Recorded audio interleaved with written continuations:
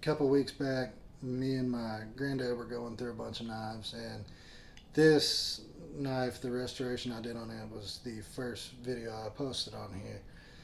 And this was my great grandfather's. From what I can find on it, it was a 1979. It was the 75th anniversary for, I'm assuming, Schrade. Um, but I'm not 100% sure. But at one point, when you bought the knife, it came with the leather sheath, and I don't have that with it. Nobody knows where that's at, but it was pretty beat, and banged up, and everything. And people from my great grandfather's generation, when they bought a knife, they used that knife. And seeing this thing beforehand, it definitely had its use. Like I say, I took it and kind of shined it up and everything, and got it back to pretty much you know you can still use it, but I don't want to use it. I like it just the way it is. It's had its history, it's got its stories, and it's time for it to just kind of chill out in the toolbox with the rest of these. Uh, this one here, my fiance's uncle gave to me. I believe it was his grandfather's.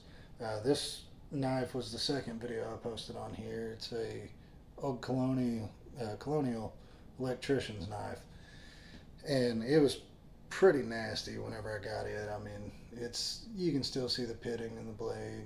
It's little chips and chunks out of it here and there, but I can't find anything. If anybody knows how to find like a date chart for colonial, let me know, because I can't find anything on them. I've done a lot of research, and there's the screwdriver blade, and I think it's just kind of a little wire skinner right there on the edge. But this actually turned out to clean up pretty nice. You can't really see much of the imperfections on it, so I'd say it wasn't used as much as um, the actual blade was. But like I say, I couldn't find a whole lot on this knife.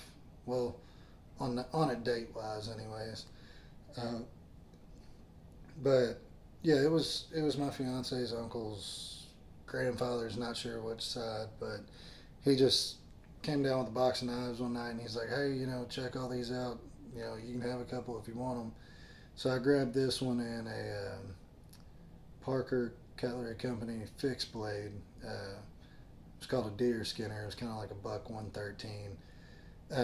But I took both of those and I cleaned those up, and I think it was day before yesterday I posted the video of that fixed blade cleanup.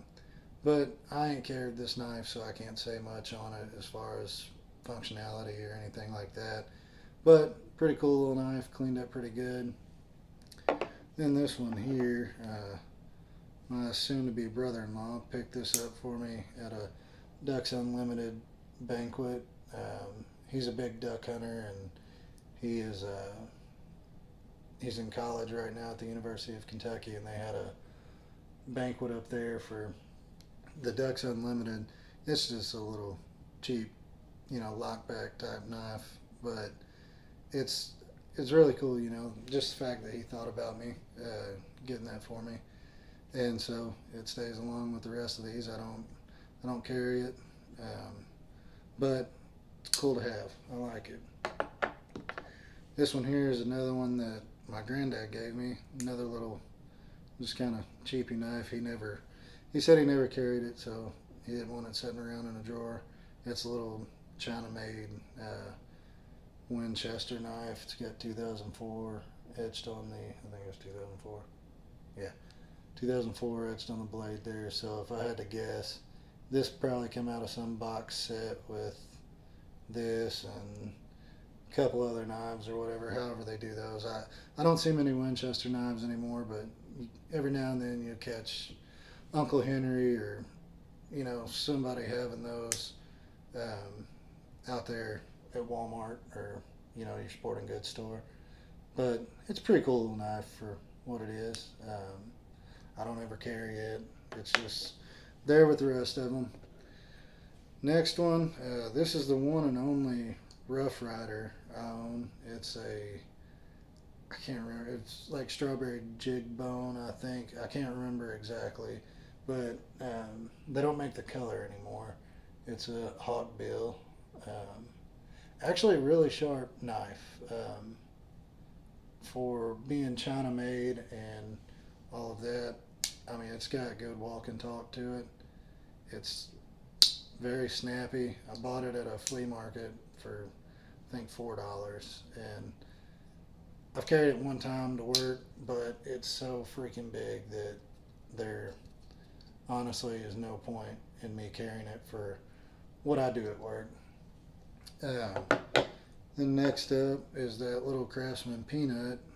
Um, this thing was pretty disgusting whenever I got it, and I'll try to do this without cutting my finger off. Um, and it's still got its pitting and whatnot, but for the most part, cleaned up pretty good. Um, this is the first Craftsman knife I've come across. And if I'm not mistaken, it was Schrade, I believe, that made them for them.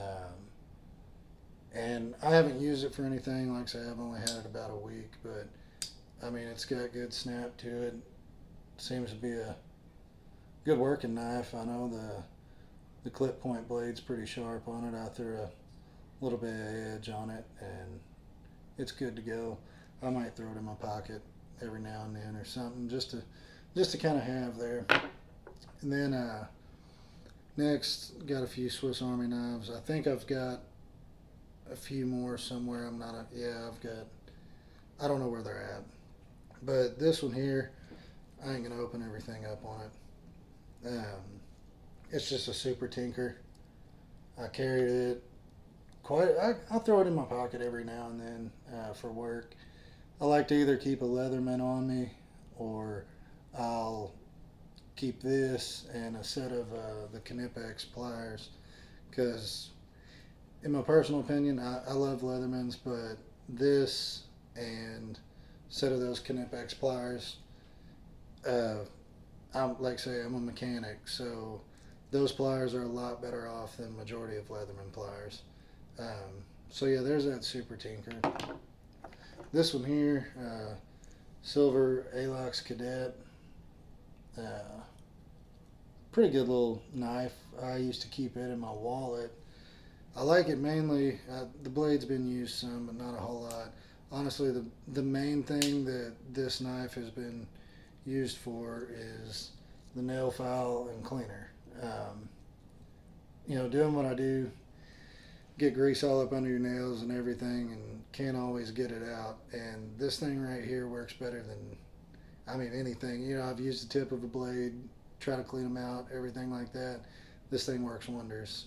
So basically I paid, I don't know how much, probably $40, $50 for a nail cleaner. But yeah, little decent little knife. This one I picked up last year. It's their Pioneer X, and I don't remember the exact color, but it's the 2023 edition. I know that's backwards, but all in all, I've carried this quite a bit. Pretty good little knife. I've never had any issues out of it. The only thing that I don't like about it is your scissors are on the opposite side of what I'm, like, for example, on this Super Tinker, you got your scissors over here. You got to grab on them. You can grab them with your right hand, nail nicks open for them. But on this one, there's no nail nick on this side, so you're having to get it from this side, and I can't really even grab them, to be honest with you. They've tucked it back in there. But that's about the only gripe I've got with this knife here. Everything else seems pretty good on it from what I've used it for. I have not used the reamer on this one. I used it quite a bit on that Super Tinker doing some just small leather work and stuff. I haven't used this one. It's a little different than the one on the Super Tinker, but I'm glad I picked that up. You know, limited edition color. I don't know what they've got out for this year, 2024, as far as color wise in the Alox, but I'll probably end up picking it up. And then last but not least, this is just a little China made knife. I don't know what exactly it is. It was my fiance's grandfather's. He owned a furniture store, and I'm assuming this. I don't know what this is. He had the knife from somebody. Somebody had given it to him, and I'd assume it was, you know, obviously just a little promotional knife. But it's got the scissors set up like a. It's more so like a classic and not a classic SD, because it's got the nail cleaner there and not the screwdriver tip, which I just now realized this. I ain't messed with it a lot, but I don't know what that setup is there on the back of that nail cleaner. But yeah, that's a pretty cool little, you know, just to have around knife. The blade does not open all the way. I don't know if it's, I guess it's meant to be like that, but I haven't used this on anything. It's just one of those things I've got laying around. It does have the tweezers and the toothpick still with it, so I'm sure this probably just sat in a drawer for plenty of years. I cannot get that toothpick out. Oh well, not going to worry about that. But as of right now, I think that's everything in my slip joint lockback classic knife collection. I'm sure I've got a few more laying around somewhere. I know there's some out in the garage and whatnot, but I just wanted to hop on here and kind of go through what I've got here, and just an overview of, this is majority of what I collect, although I've got 2 toolboxes full of knives that I honestly don't even have a clue what's in there. And one day I'll probably do a video on all those. I'll leave these out of it since we've kind of already went over those. But thank you guys for checking out the video. I appreciate it. I'd like to eventually get into some giveaways once I get enough subscribers. I don't really know how YouTube works. Never used it much other than watching videos. But if you guys got any tips for me on, you know, what I can do to make the content better, what I can do, you know, to bring in more viewers, let me know down in the comments. And you can always email me for anything, any requests, whatever, at rockbluffblades@gmail.com. Once again, thank you guys for checking it out. I appreciate it. Hope you all have a great one.